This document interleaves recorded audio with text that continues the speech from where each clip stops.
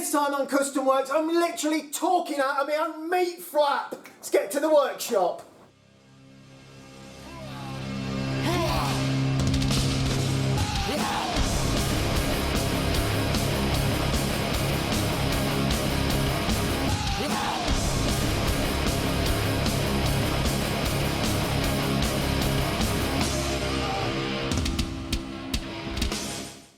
Okay then, so the meat hatch. I've covered it now in dye bond, and I got this bit, and literally I just screwed it to the framework, put some Bondo down the side, and now I'm going to go around everything and glass all the edges to make this one piece. And literally this is just bits put over the fiberglass from before, so yeah, it's going pretty good. It sort of opens and closes, it's screwed shut now, but it does open and close nice, and I think we're getting there. So more fiberglass, more resin, let's get the job done.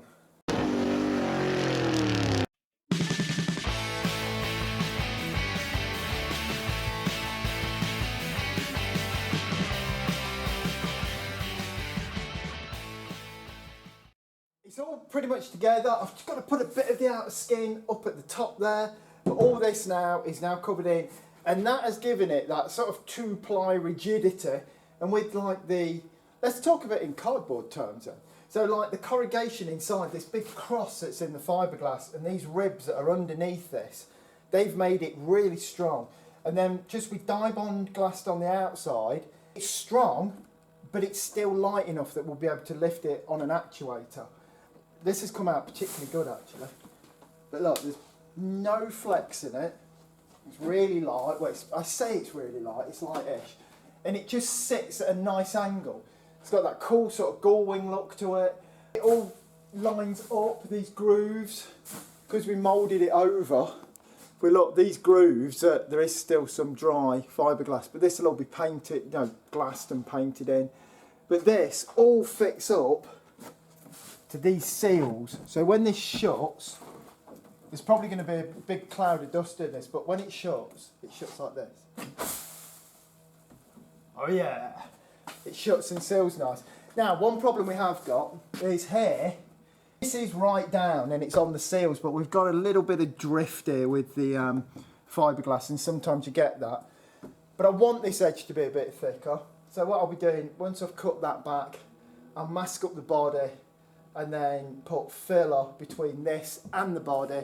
That will close this gap so it's almost seamless as it closes up to the body. And that will be like the final sort of fitment, just to get that perfect fit to this shape, which as you can see is a really contoured sort of shape just here. And that is it.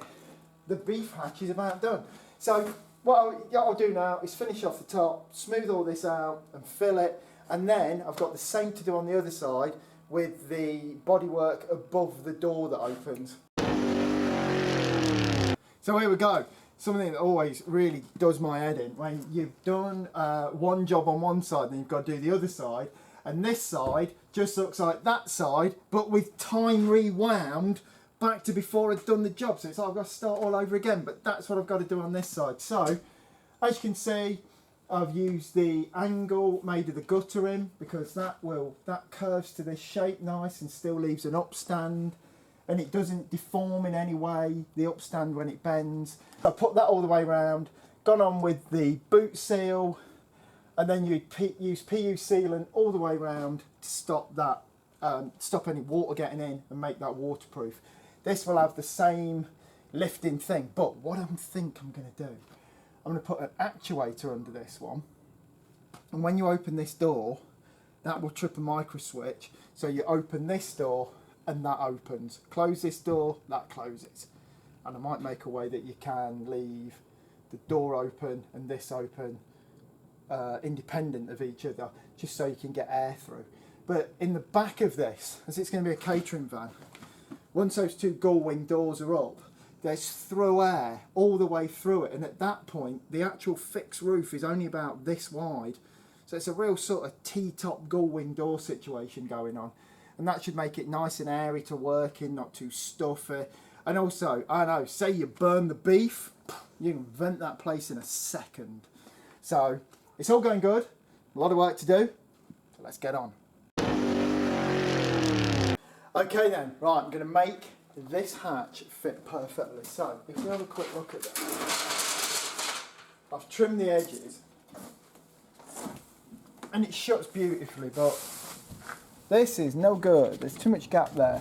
There's quite a lot of gap up there. It gets better towards the top. And around this side, it's about the same. And along the bottom, and I think what it is, I just think there's a little bit of twist. We need to close these gaps. So what I'm going to do, we'll fill all the gaps and it will close and it will just seal up to there. Really nice. It will take any twist out, make this edge look a little bit thicker. It's all good. So that's what I'm going to do. I'm going to go around and fill all these edges in.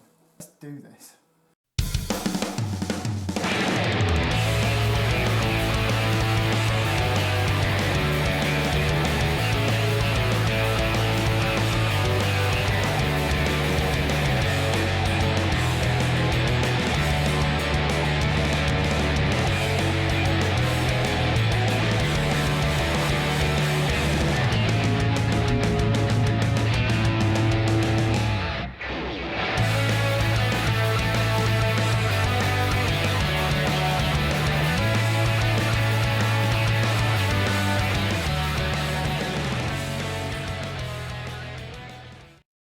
So what I've done there, I've just tucked it in. I don't want to push too much in there because I don't want it to splurge up onto the rubber.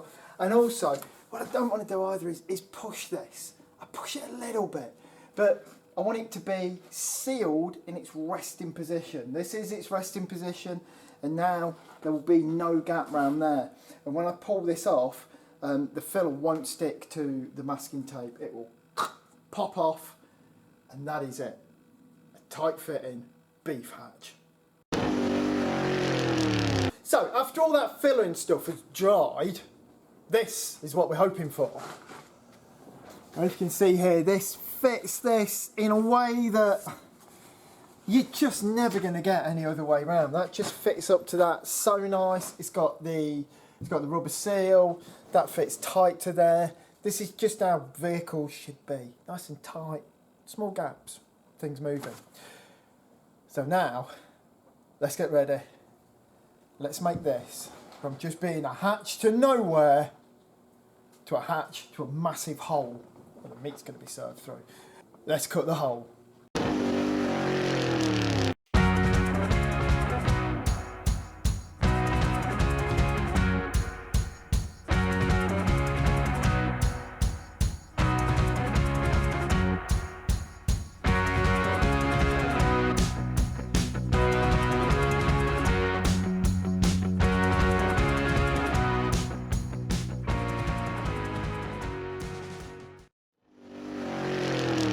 Okay then, I'm exhausted, but I've cut the hole in the beef flap.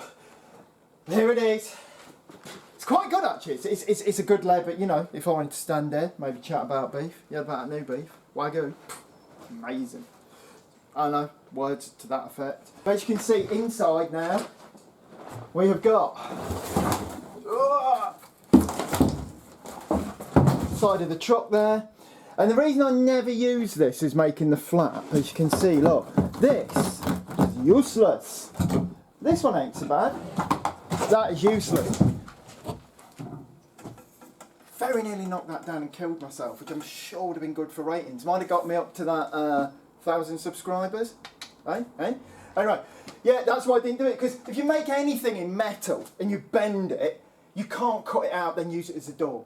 Because the metal will want to just go into the flat sheet it was perfectly happy being before. All of that is just junk, and that is why I've fabricated this massive door in fiberglass, which, wherever it dries, that's its shape. Steel always wants to just do its own thing. Fiberglass is way more compliant in these sorts of things.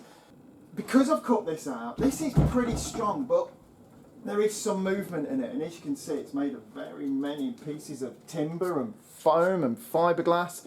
So all this needs to be cleaned and tidied, and all this needs to be made just into one nice piece. So what I'm planning at the minute is probably cut a piece of ply that follows this line, comes all the way down there, and with a nice curve on it both sides, and then that internal support, a large support in the roof, because that roof, as I was cutting it, it was definitely deflecting, and that holds the whole weight of this door.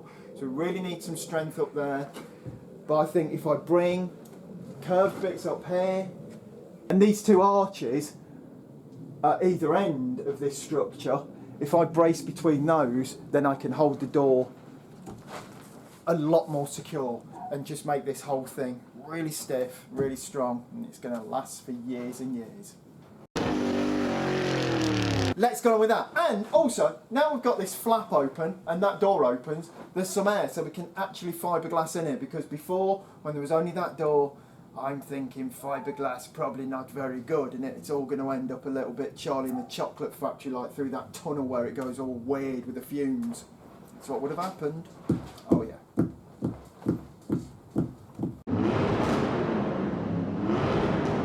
Let me be the first person to look through this here beef hatch and say, what will it be, mate? Meat? Not some more meat?